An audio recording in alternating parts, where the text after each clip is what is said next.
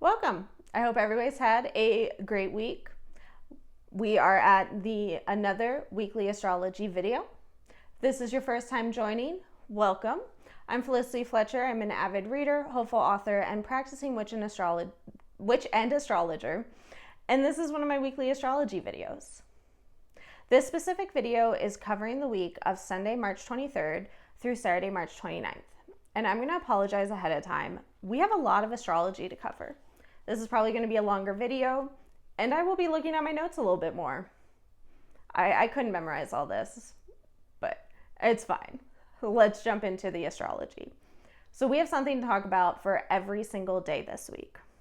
So starting off on Sunday the 23rd, we have the Sun sextile Pluto. This is a very intense energy. Sextiles tend to be very positive. They tend to be planets working well together. But sextiles are not optional. We're going to feel the energy. We're going to be influenced by the energy.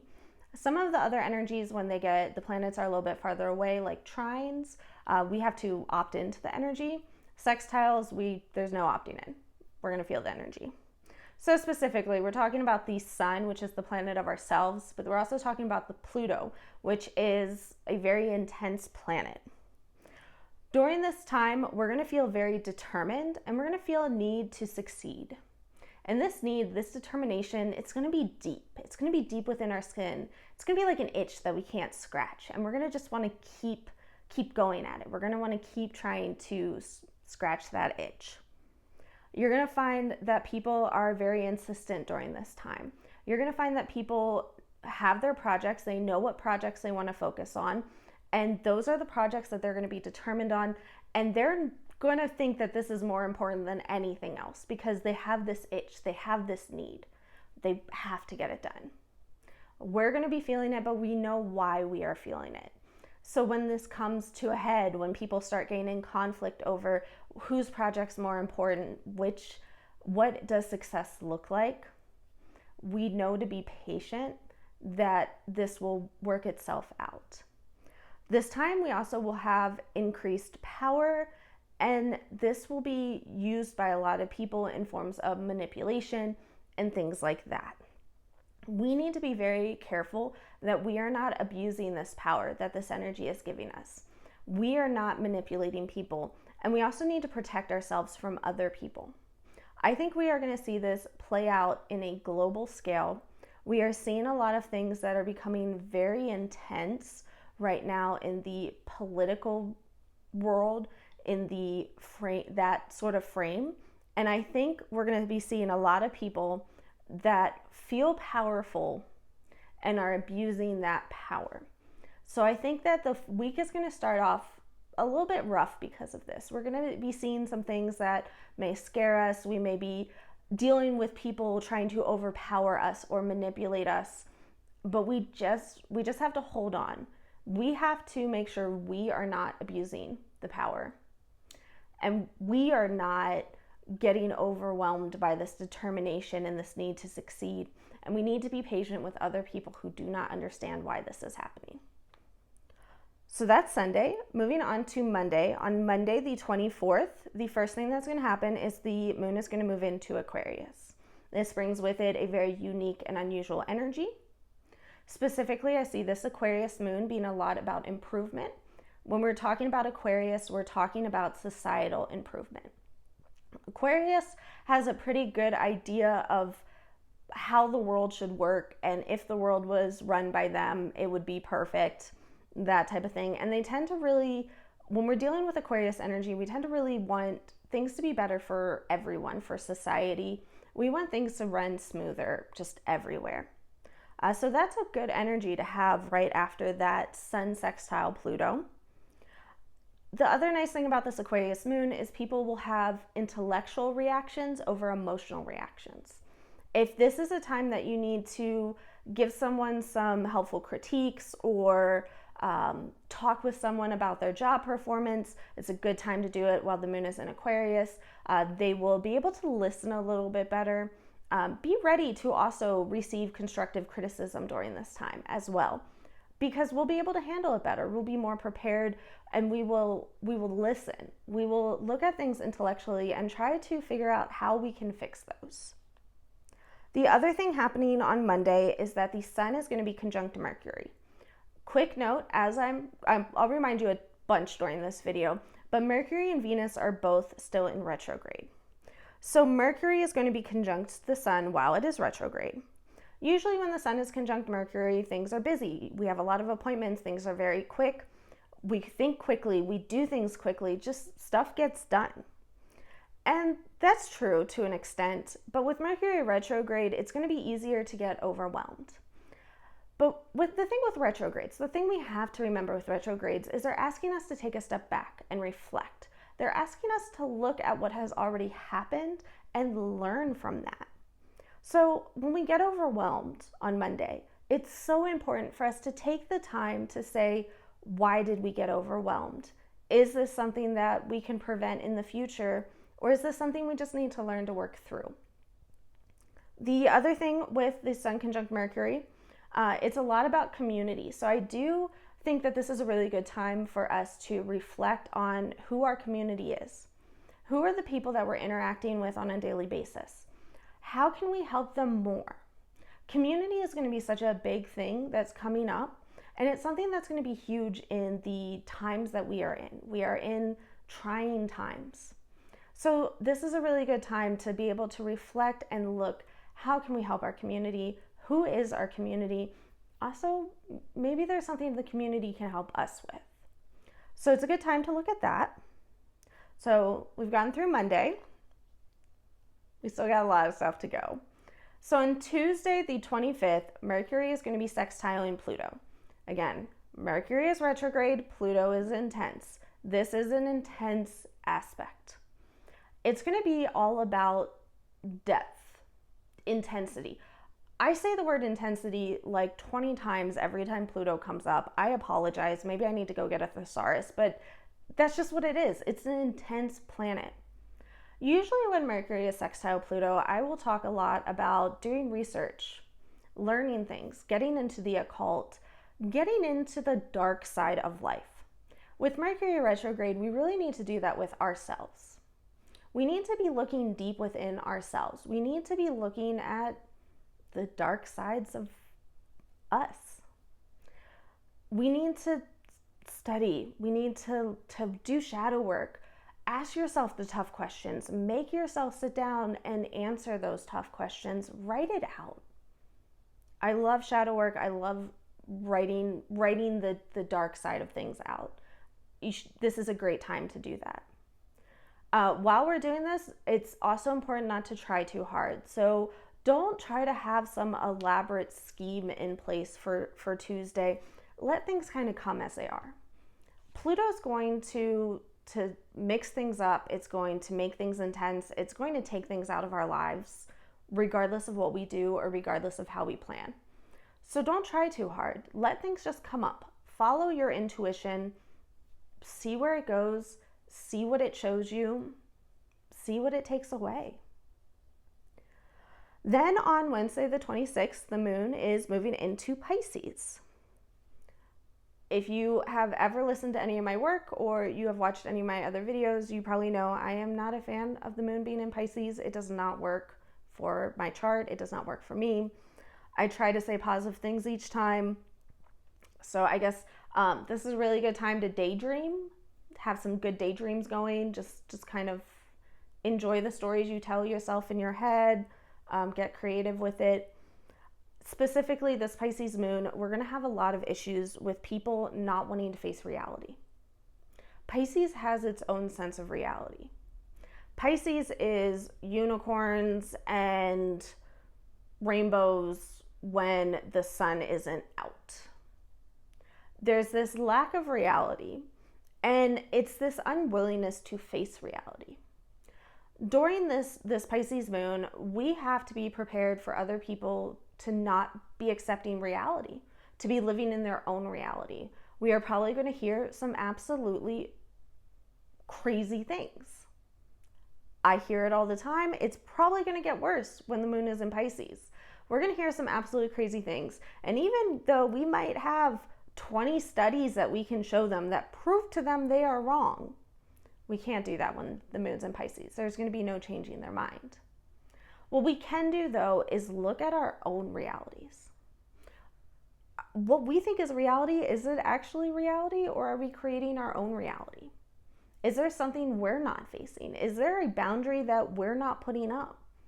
Pisces is big on not having boundaries. It's difficult to do when we're dealing with Pisces energies, but putting boundaries in place is what we have to do. And that does include putting boundaries on ourselves. Is there something that you are not facing?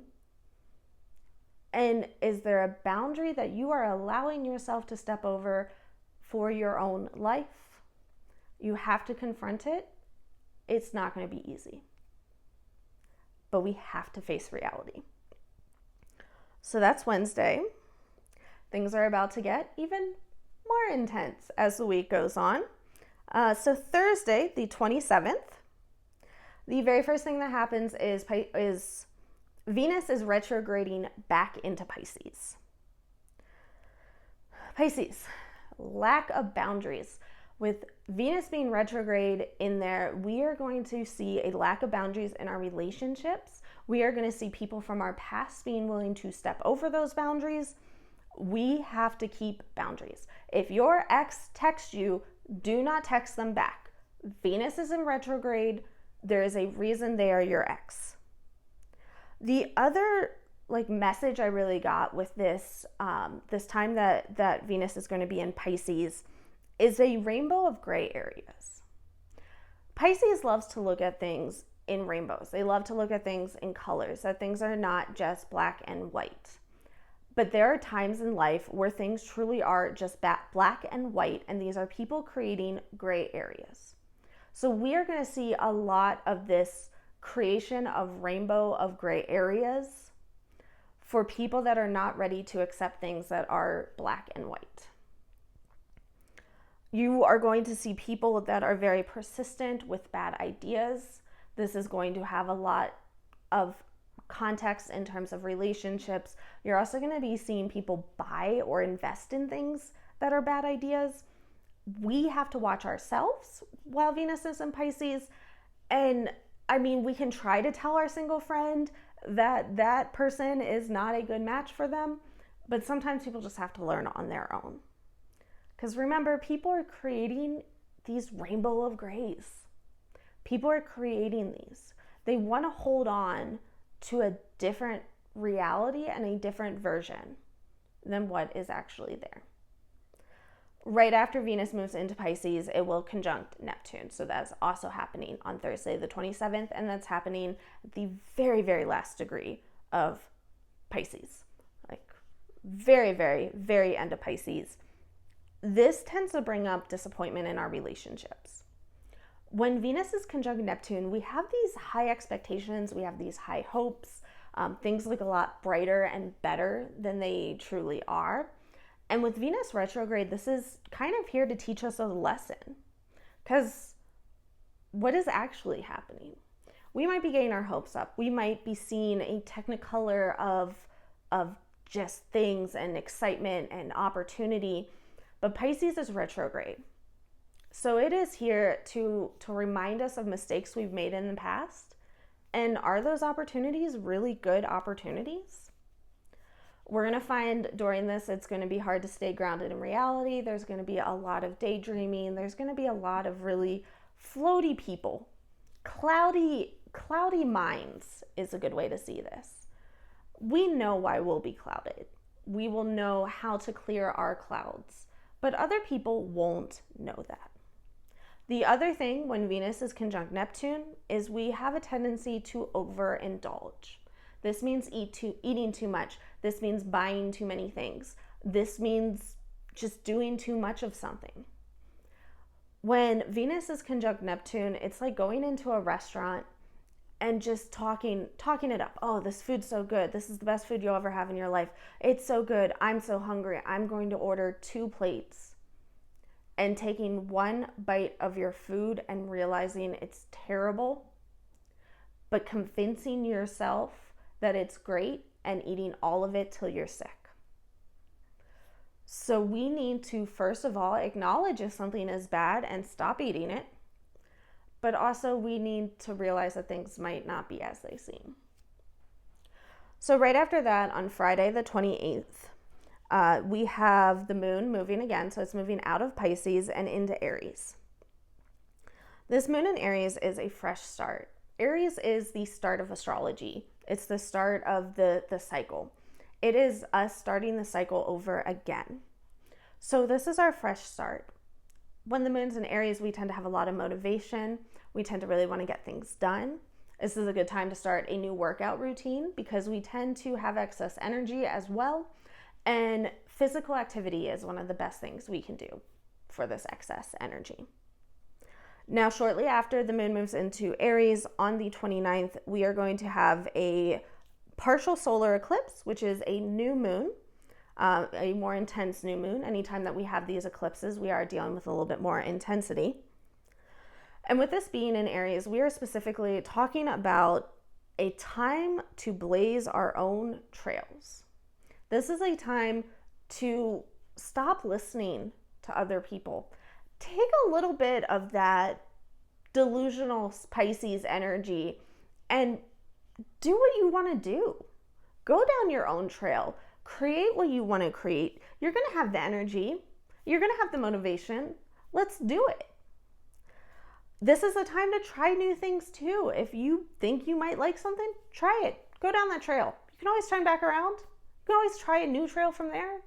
No one's telling you once you start walking down a certain path in life that you have to stay there. I mean, I've tried so many different careers. I have that concept in my mind as well. If it doesn't work, try something else. That is the type of energy that we are dealing with. We are also we're going to be bold. We're going to be fiery. We're going to have so much intention to get things done. Other people will be bold and fiery as well. They will have their own intentions. It will probably look different than ours. It might look different than ours. So you are going to see some conflict around this solar eclipse. You are going to see people that are kind of butting heads because they have two different ideas. They have two different new things they want to try. Or you might have people that are really struggling because they're being pushed to try new things. They're stuck in a rut. They're doing the same thing that they did 5, 10, 15 years ago. It's not working. We're not living in the same world we were 5, 10. We're not even living in the same world we were last year. So you're going to have people that are reluctant to change and they are going to lash out because it's not optional right now. It's not optional. Eclipses work within cycles. So the cycle of this eclipse, this Aries solar eclipse, started July 2023. So take some time to reflect back. What was happening July 2023 and what is happening now in your own life? For a personal example, July 2023, I had just started a new job the month before. Basically in July, I had started at end of June. And I had, around the solar eclipse was when some things changed for me. And what was supposed to be just a part-time, get some extra money while focusing on another project job, turned into a full-time job. A job that I have been at since then, working full-time. I am already being pushed to massive changes in regards to this job. I have no choice. I cannot go back to what I was doing even 2 months ago. It's not optional for me. So this has been a time of transition for me, and the solar eclipse is going to be transitioning into probably a new position, a new job, a new career. This is a time where I will be sitting down and focusing on where I want to go, how I want to feel at work, what my career looks like. For you, this could be dealing with something that is relationship driven. This could be dealing with something in your home life, your family life. This could be changes that you've had in your friendship or your community. So just take some time to see what it is for you. This solar eclipse is world shifting. It is shifting our worlds. It is shifting other people's worlds. This is a new beginning. I don't know what exactly that looks like. I don't know exactly what that means. But what I do know is that we do need to have courage. We need to have courage to face the change. We still have a couple more things to talk about. So, we're Saturday the 29th. On top of the solar eclipse, we have Mercury retrograde moving back into Pisces. This is going to make it harder to communicate with people. There's a disconnect. There's a lack of boundaries in communication. And there's people hearing and saying things. People are going to hear what they want to hear, and they're going to say what they're going to want to say. That's just how it is. We can try to be experimental in how we communicate with others, how we talk to people, how we interact. But we do have to just be prepared. People are going to be extra sensitive. They're going to be reading between the lines. There are going to be things that are heard that are not being said. There are going to be things that are being said that are not being heard. We need patience. We need understanding. We know this. Other people do not. So while other people get frustrated when their words are being misconstrued, we know to just stop, pause, try again. Just like Venus, once Mercury retrogrades back into Pisces, it's going to conjunct Neptune right there at that very last degree. Mercury conjunct Neptune can get strange. Some keywords with this that usually come up is things like mysteries, occult, even taboo. It's very easy when Mercury is conjunct Neptune to go down the wrong paths, listen to the wrong people, do things that aren't productive. With Mercury retrograde, we may even find ourselves falling into destructive habits. We have to be very careful. One of the things when Mercury is conjunct Neptune that is made even more extreme by Mercury being retrograde while it's conjunct Neptune is the fact that it's very easy to manifest things during this time. It's too easy. It's to the point where you could just think something bad about yourself. I hate something about me. I hate something about that. So I'm not happy about something. And it's going to manifest more hatred, more anger, more unhappiness. We have to be so careful with what we think about, how we think about things. It'll be so easy, especially with all the stuff going on, to really lean into this is bad, people are awful, why are people like this?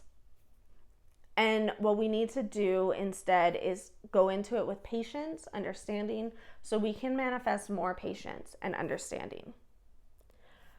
It is also so easy during this time to give into fear, to give into paranoia.